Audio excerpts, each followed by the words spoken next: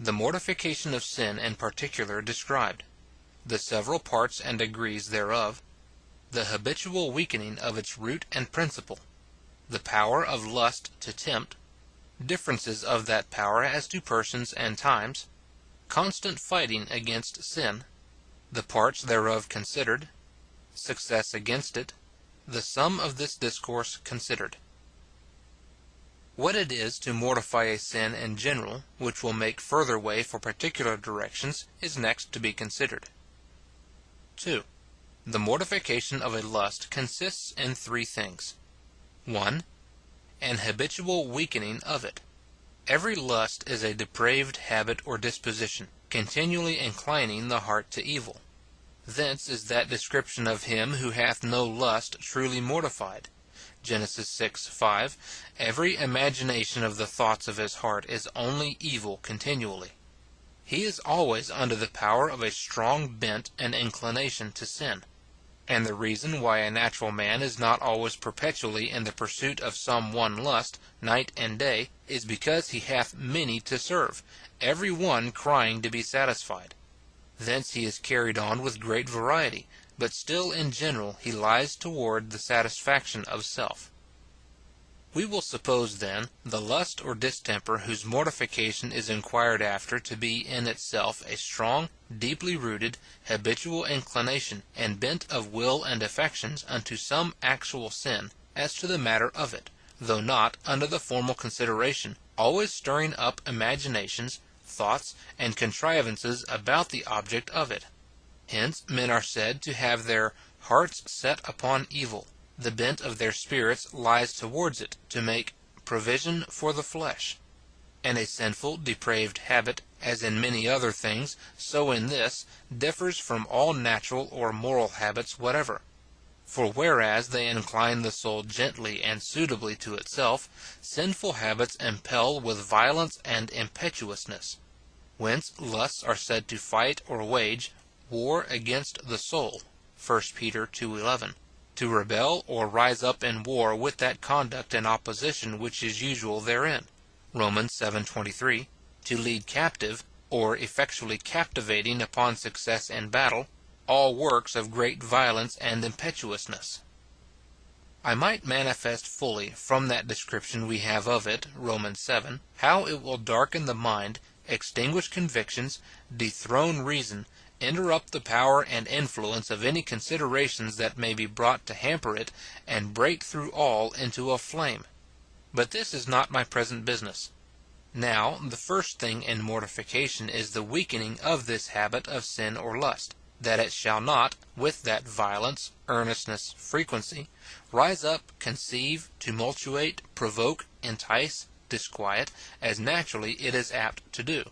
James 1:14-15.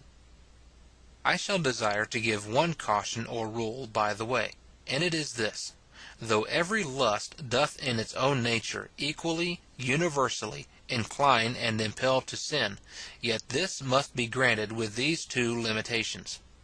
1. One lust, or a lust in one man, may receive many accidental improvements, heightenings, or strengthenings, which may give it life, power, and vigour exceedingly above what another lust hath, or the same lust, that is, of the same kind and nature, in another man. When a lust falls in with the natural constitutions and temper, with a suitable course of life, with occasions, or when Satan hath got a fit handle to it to manage it, as he hath 1,000 ways so to do, that lust grows violent and impetuous above others, or more than the same lust in another man. Then the steams of it darken the mind so that though a man knows the same things as formerly, yet they have no power nor influence on the will, but corrupt affections and passions are set by it at liberty. But especially, lust gets strength by temptation. When a suitable temptation falls in with a lust, it gives it a new life, vigour, power, violence, and rage, which it seemed not before to have or to be capable of. Instances to this purpose might be multiplied, but it is the design of some part of another treatise to evince this observation. 2.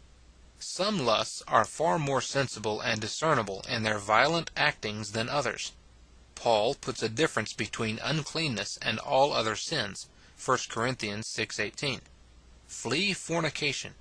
Every sin that a man doeth is without the body, but he that committeth fornication sinneth against his own body. Hence the motions of that sin are more sensible, more discernible than of others. When perhaps the love of the world, or the like, is in a person no less habitually predominant than that, yet it makes not so great a combustion in the whole man. And on this account some men may go in their own thoughts and in the eyes of the world for mortified men, who yet have in them no less predominancy of lust than those who cry out with astonishment upon the account of its perplexing tumultuatings, yea, than those who have by the power of it been hurried into scandalous sins. Only their lusts are in and about things which raise not such a tumult in the soul, about which they are exercised with a calmer frame of spirit, the very fabric of nature being not so nearly concerned in them as in some other. I say then that the first thing in mortification is the weakening of this habit, that it shall not impel and tumultuate as formerly, that it shall not entice and draw aside, that it shall not disquiet and perplex the killing of its life, vigour, promptness, and readiness to be stirring. This is called crucifying the flesh with the lusts thereof, Galatians 5:24. That is, taking away its blood and spirits that give it strength and power, the wasting of the body of death day by day, 2 Corinthians 4:16, 17. As a man nailed to the cross, he first struggles and strives and cries out with great strength and might, but as his blood and spirits waste, his strivings are faint and seldom, his cries low and hoarse, scarce to be heard. When a man first sets on a lust or distemper to deal with it, it struggles with great violence to break loose. It cries with earnestness and impatience to be satisfied and relieved. But when by mortification the blood and spirits of it are let out, it moves seldom and faintly, cries sparingly, and is scarce heard in the heart. It may have sometimes a dying pang that makes an appearance of great vigour and strength, but it is quickly over, especially if it be kept from considerable success. This the apostle describes as in the whole chapter, so especially Romans 6:6. Sin, saith he, is crucified. It is fastened to the cross. To what end? That the body of death may be destroyed, the power of sin weakened and abolished by little and little, that henceforth we should not serve sin. That is, that sin might not incline, impel us with such efficacy as to make us servants to it, as it hath done heretofore. And this is spoken not only with respect to carnal and sensual affections or desires of worldly things, not only in respect of the lust of the flesh, the lust of the eyes, and the pride of life, but also as to the flesh, that is, in the mind and will, in that opposition unto God which is in us by nature. Of what nature soever the troubling distemper be, by what ways soever it make itself out, either by impelling to evil or hindering from that which is good, the rule is the same, and unless this be done effectually, all after contention will not compass the end aimed at. A man may beat down the bitter fruit from an evil tree until he is weary. Whilst the root abides in strength and vigour, the beating down of the present fruit will not hinder it from bringing forth more. This is the folly of some men. They set themselves with all earnestness and diligence against the appearing eruption of lust, but, leaving the principle and root untouched, perhaps unsearched out, they make but little or no progress in the work of mortification. 2. In constant fighting and contending against sin. To be able always to be laying load on sin is no small degree of mortification. When sin is strong and vigorous, the soul is scarce able to make any head against it. It sighs, and groans, and mourns, and is troubled, as David speaks of himself, but seldom has sin in the pursuit. David complains that his sin had taken fast hold upon him that he could not look up. Psalm 40:12. How little, then, was he able to fight against it? Now, sundry things are required unto and comprised in this fighting against sin. 1. to know that a man hath such an enemy to deal withal, to take notice of it, to consider it as an enemy indeed, and one that is to be destroyed by all means possible, is required hereunto. As I said before, the contest is vigorous and hazardous. It is about the things of eternity. When, therefore, men have slight and transient thoughts of their lusts, it is no great sign that they are mortified, or that they are in a way for their mortification. This is every man's knowing the plague of his own heart, 1 Kings 8:38, without which no other work can be done. It is to be feared that very many have little knowledge of the main enemy that they carry about with them in their bosoms. This makes them ready to justify themselves, and to be impatient of reproof or admonition, not knowing that they are in any danger. 2 Chronicles 16:10. 2.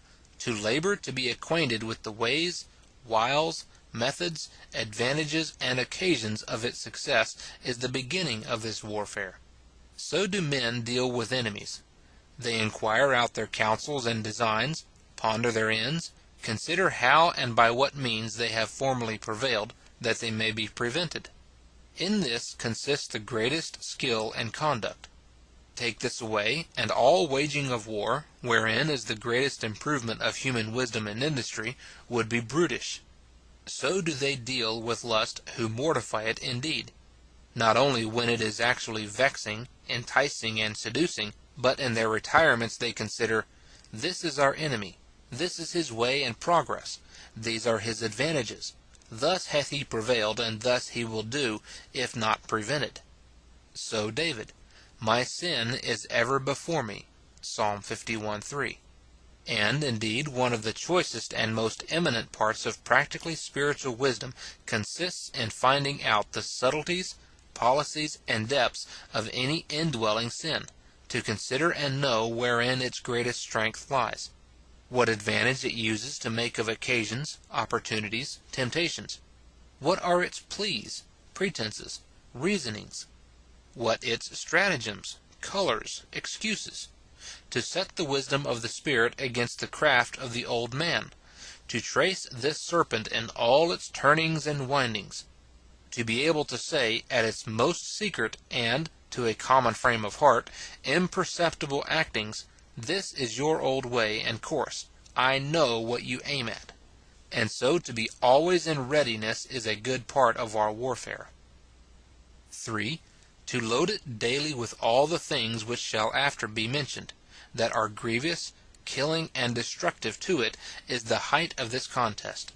Such a one never thinks his lust dead because it is quiet, but labors still to give it new wounds, new blows, every day. So the apostle, Colossians 3:5. Now, whilst the soul is in this condition, whilst it is thus dealing, it is certainly uppermost. Sin is under the sword and dying. 3. In success. Frequent success against any lust is another part and evidence of mortification. By success I understand not a mere disappointment of sin, that it be not brought forth nor accomplished, but a victory over it, and pursuit of it to a complete conquest.